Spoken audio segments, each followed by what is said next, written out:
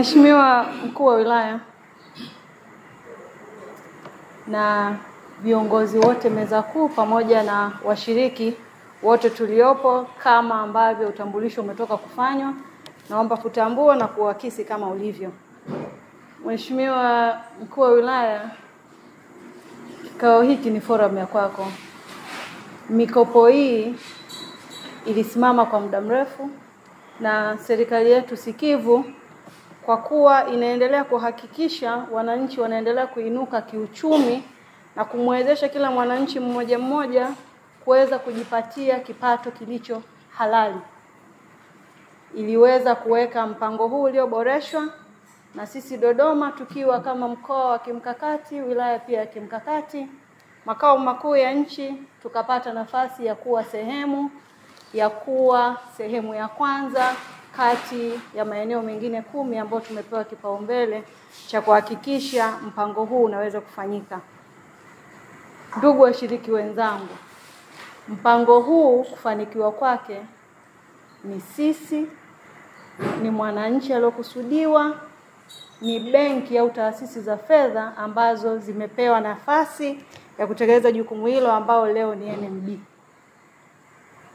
Kwa kuwa wao wamekuwa wasikivu, wamepokea wito wa viongozi, na leo hii tunashuhudia sehemu ya utekelezi wa maelekezo kuelekea kufanikisha azma kuu ya kuwawezesha wananchi wenzetu, wa Tanzania wenzetu. Mheshimiwa Mkuu wa Wilaya, karibu uzungumze na washiriki hawa. Tuko tayari kukusikiza, kupokea maelekezo yako na yote ambayo Mwenyezi Mungu amekujalia. Majina naitwa Mr. Daniel Mpangwa, afisa maendeleo, lakini pia ni waratibu wa hii mikopo ya 10%.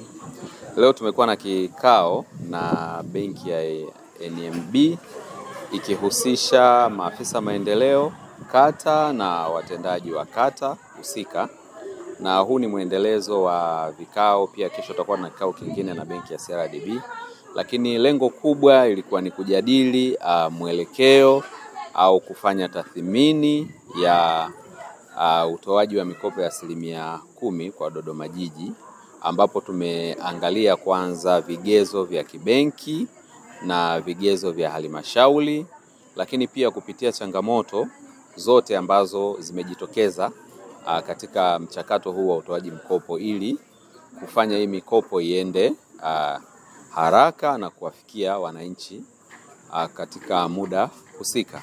Tunashukuru kikao kazi kimekuwa na mafanikio makubwa.